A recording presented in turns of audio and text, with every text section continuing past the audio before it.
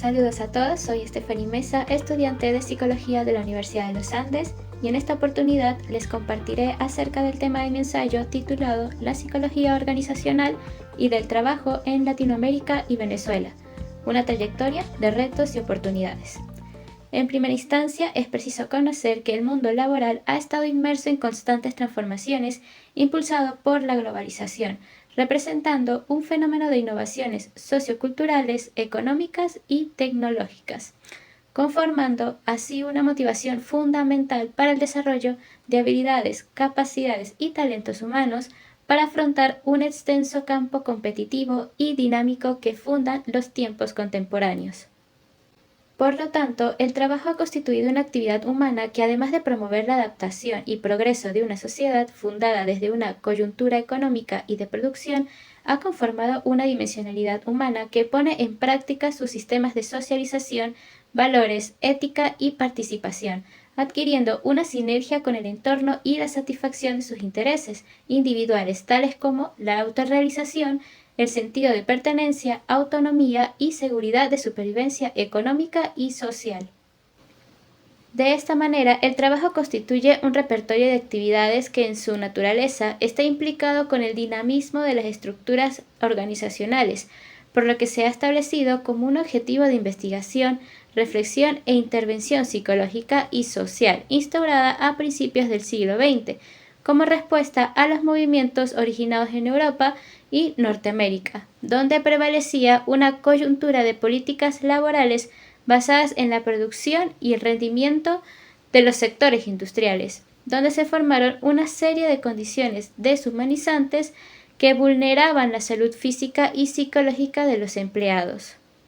Y es a partir de estos momentos que, en acorde a la llegada de la psicología industrial como respuesta a aquellas épocas, distintos autores aportaron en su concepción, entre ellos los más relevantes, como el ingeniero estadounidense Frederick Taylor, quien formuló su teoría de la administración científica, destacando la importancia del aprendizaje de habilidades y talentos entre los trabajadores, promovidas a través de estrategias de formación, en conjunto de promover la horizontalidad de las relaciones entre empleados, jefes y gerentes. Sin embargo, la esencia de sus trabajos apuntaban a destellos mecanicistas, puesto que postulaba en sus ideales al ser humano como una especie de máquina que necesitaba entrenamiento, y lo formuló como respuesta a los conflictos subyacentes entre empleados y jefes de la época, entre los siglos XIX y XX, lo cual pretendía mejorar el rendimiento laboral y garantizar la satisfacción de los superiores.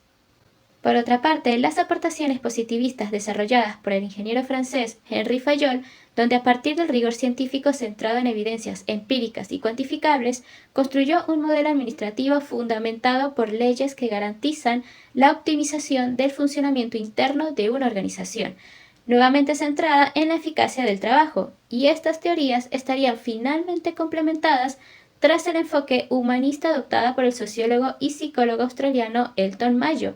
quien desarrolló maneras innovadoras de interrelación, cooperatividad y adaptación en las organizaciones a partir de la atención frente a las necesidades de los trabajadores, la calidad de sus relaciones interpersonales y las condiciones laborales, siendo estos factores influyentes en la productividad, lo cual incentivó a la construcción de su teoría de las relaciones humanas. Y es bajo este marco epistemológico que la psicología industrial permitió formar las bases para el desarrollo de dos campos de estudio, la psicología del trabajo y la organizacional, donde la primera se caracteriza por comprender los elementos emocionales, culturales, motivacionales, cognitivas, ambientales y sociales que envuelven al trabajador en su continua interacción con la organización y su vida cotidiana, mientras que la psicología organizacional conforma un estudio macrosistémico de la estructura, clima, cultura y dinámica de gestiones laborales y grupales fundadas en una organización. Sin embargo, ambas disciplinas comparten un objetivo en común, y es que están basadas principalmente en la productividad, como en la eficacia y eficiencia de una organización. Por lo tanto, son los diversos modelos psicológicos en el área del trabajo y organizacional los encargados de vislumbrar con una lupa, es decir, a través de métodos, técnicas e intervenciones, los elementos intra e interpersonales que rodean al trabajador que le permitan garantizar su óptimo rendimiento y bienestar en sus áreas ocupacionales, alcanzando un fin último al éxito corporativo.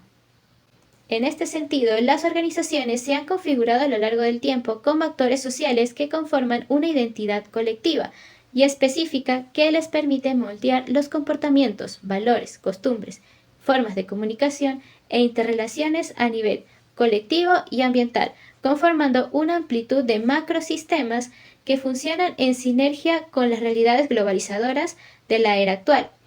Por ende, son catalizadoras de cambios capaces de generar beneficios multifactoriales a una sociedad que se expande cada vez más con las innovaciones tecnológicas, políticas y socioculturales.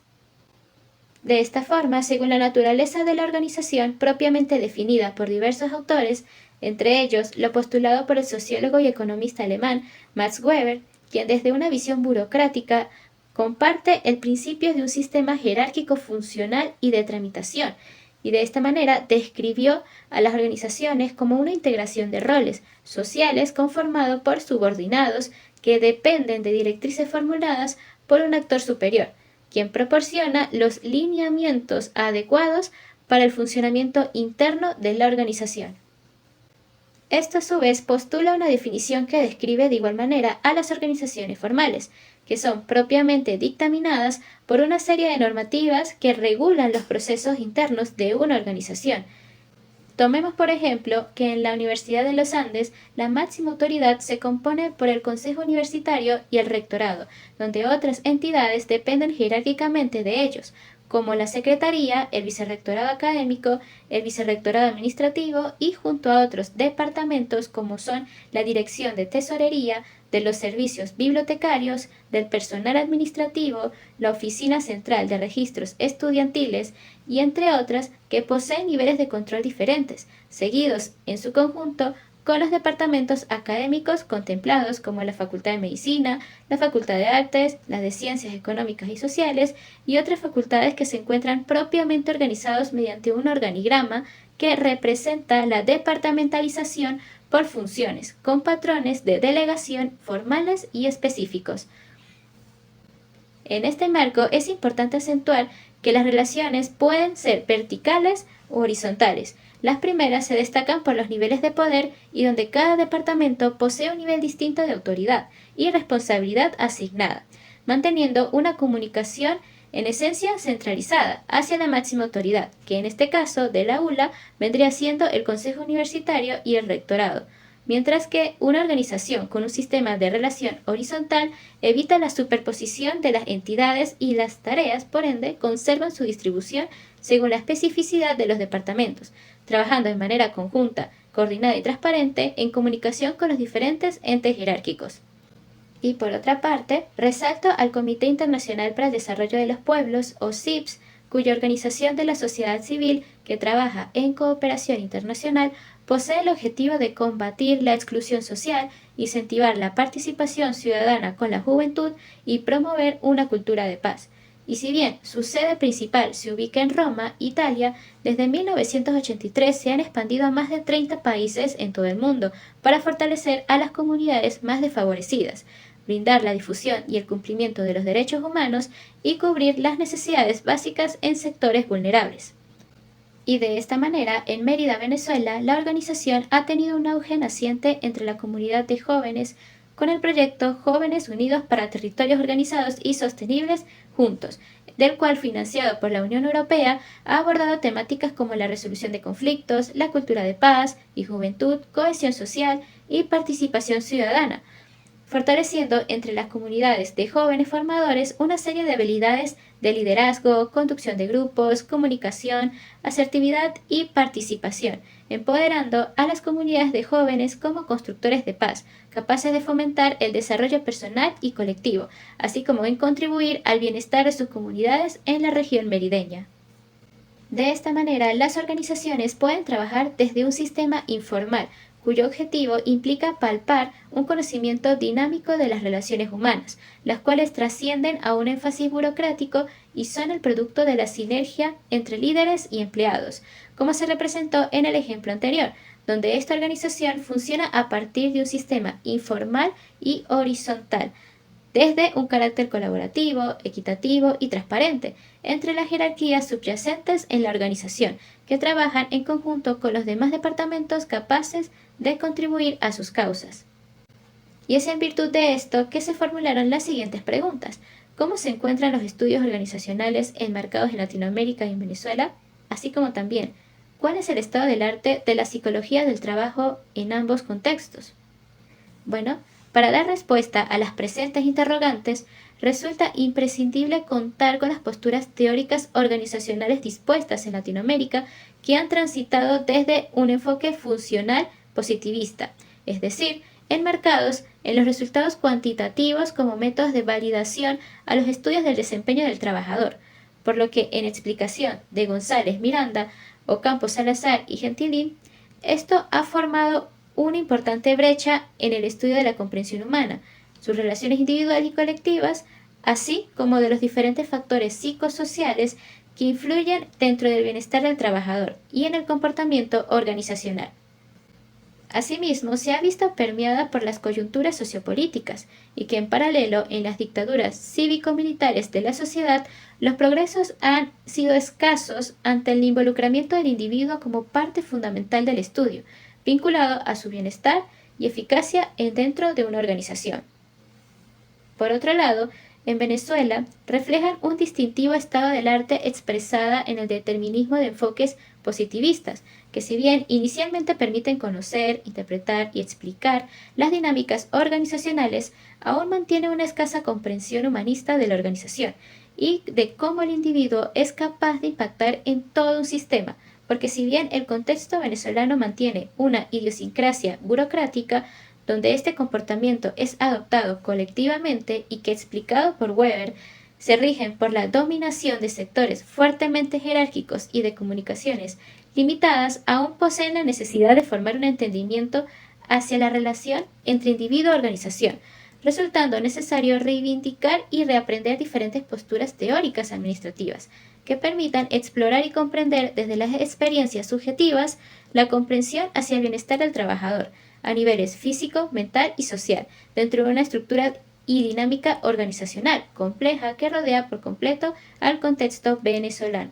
De esta manera, es necesario destacar la base constitucional del derecho del trabajador en Venezuela, de los cuales permiten identificar los aspectos claves de los estudios que son necesarios abordar. En primer lugar, tenemos el apartado del título quinto de la formación colectiva, integral, continua y permanente de los trabajadores y trabajadoras, sujeta a la Ley Orgánica del Trabajo, los trabajadores y las trabajadoras, donde el artículo 299 explica que el Estado debe promover condiciones y oportunidades de desarrollo personal, colectiva y de producción hacia los trabajadores, a través de estrategias formativas en los distintos ámbitos sociales, técnicos, científicos y humanísticos. Y de acuerdo a esto, permite brindar una viabilidad de generar investigaciones que otorguen la iniciativa de proyectos, programas y estrategias en beneficio del fortalecimiento del trabajador en sus distintas esferas cognitivas, sociales, afectivas y destrezas productivas. Y asimismo, en acorde al andamiaje jurídico de las organizaciones en Venezuela, funcionan en acorde a la Constitución y la ley, partiendo del principio de la legalidad consolidada en el derecho de la administración pública, formada a partir de una serie de lineamientos jurídicos que rigen a los sistemas de organización públicas, tanto verticales como horizontales del país. Por ende, los principios presentados por Brewer Carías y la Ley Orgánica de los Trabajadores exponen la sumisión de las organizaciones al Estado que regula sus actuaciones, obedeciendo las normativas desde un punto de vista formal y cuyo objetivo es promocionar a través de los trabajadores y administradores una gerencia justa que permita atender los procesos internos individuales y colectivos, así como satisfacer las necesidades intelectuales y morales de los trabajadores, partiendo desde la justicia social y la gerencia efectiva. Finalmente, tras conocer las distintas posturas teóricas y las subyacentes en las organizaciones de Latinoamérica y Venezuela, resulta indispensable proyectar una mirada hacia el interpretativismo en la actualidad, como alternativa de responder frente a las realidades subyacentes del siglo XXI, del cual está caracterizado por recopilar la información a partir de las percepciones del individuo en su entorno organizacional, permitiendo estudiar sus significados simbólicos, costumbres, condiciones laborales y valores que comparte junto a otros trabajadores, generando en conjunto un marco investigativo desde la psicología del trabajo y las organizaciones, las cuales sean capaces de promover el aprendizaje organizacional junto con novedosas prácticas basadas en los métodos interpretativos y humanistas, para formar una mayor cercanía a las realidades postindustriales de la actualidad. Además, esto nos permitirá comprender un poco más que el trabajador, además de ser un elemento productivista, es un ser cognoscente, talentoso y proactivo, capaz de tomar decisiones e iniciativas,